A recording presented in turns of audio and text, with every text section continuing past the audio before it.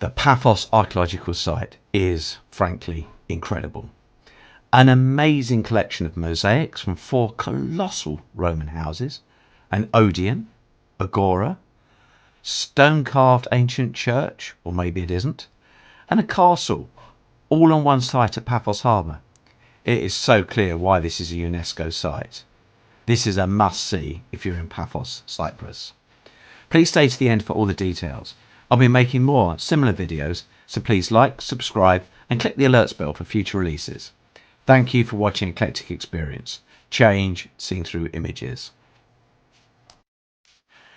The Paphos Archaeological Park is located here, with the entrance just off the harbour, right next to Paphos Castle. It costs €4.50 to enter, and looking at the map, it is absolutely huge. On entry, there is an app you can download with an audio guide, maps and other information. This is a big site, so make sure you've got good shoes and water. There is so much to see. As an aside, the app also covers the Tombs of the Kings and Paphos Medieval Castle, both very much worth seeing. I'll cover some highlights in this video, but there is so much here. There are a massive number of mosaics. These are the remains of 4 incredible Roman villas, and they just have incredible mosaics. The covered rooms contain some of the best ones, but outside there are also some fantastic ones to see. Let's start with the House of Dionysus. Apologies for the pronunciation. The house was built in the 2nd century AD and destroyed by earthquake in the 4th century. It was an incredible 2,000 square meters, of which a quarter are decorated with mosaics. They are protected under this building. Here are some of them.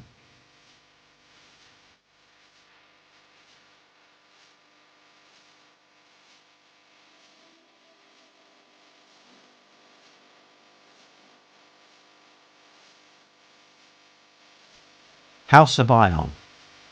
There are 2 mosaics here that are undercover, dating from the 4th century. The detailing on the pictorial mosaic is well worth seeing.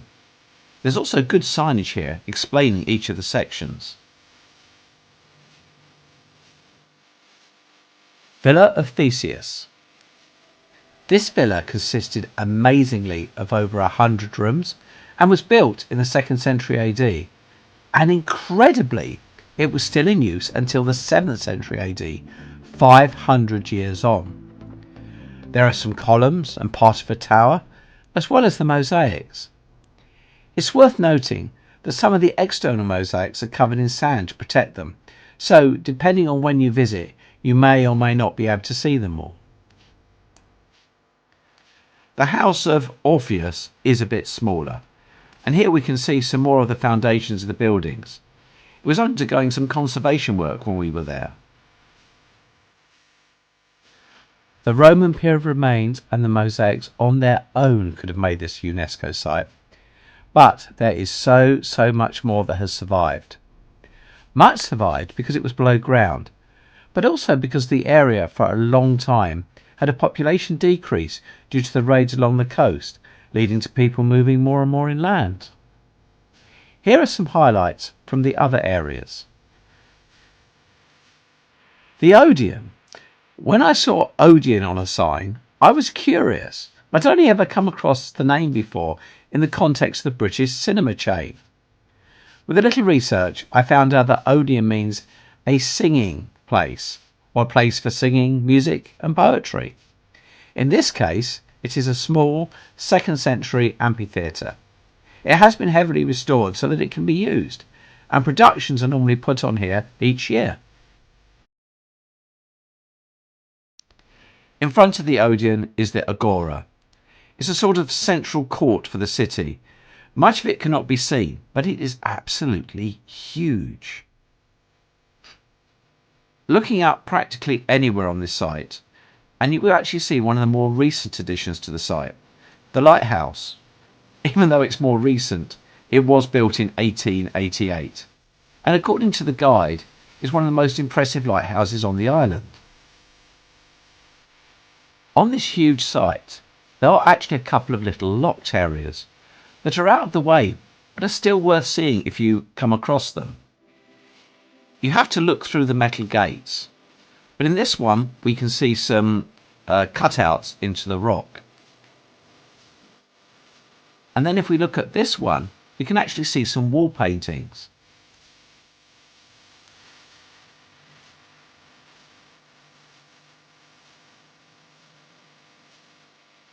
At the far end of the site, there are a series of caves whose purpose has been disputed.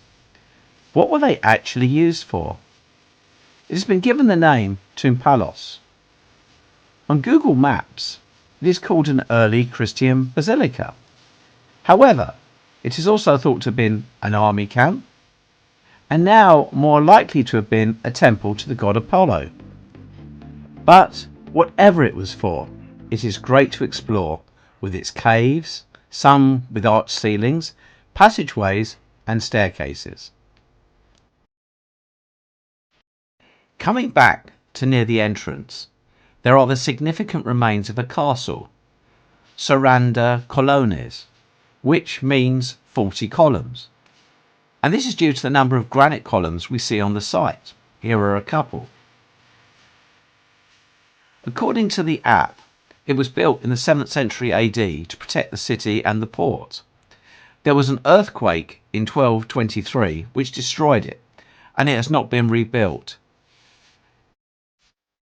Walking around the castle site is really good for getting an idea of its scale, but also really appreciate how significant it once was, especially when looking at the arches in the centre of the building. I also really enjoyed walking around the moat. It in itself is a significant defensive feature, but also it's really interesting seeing the caves that have been dug into the rock under the castle, and of course there is always a granite column in sight. Visiting tips. This is a big site and worth seeing as much as you possibly can. Given the heat, it is very important to take water, though there are water points across the site. The app is really useful as a guide, and it is the key information source when walking around, so it is important to make sure you've got sufficient charge on your phone to really make use of it.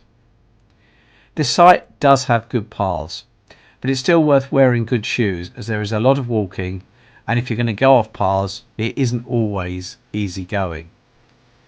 There are toilets at the entrance and also by the Odeon, which I suppose is roughly in the middle of the site. Given the size of the site and the amount there is to see, the euro 4.5 entrance fee makes it seem pretty inexpensive. I hope you've enjoyed this video. I'll do separate videos on Paphos Castle, the Tombs of the Kings, and another one on some of the more quirky free history sites that are available in Paphos. Thank you for watching. Please like and subscribe. Brought to you by Eclectic Experience. Change seen through images.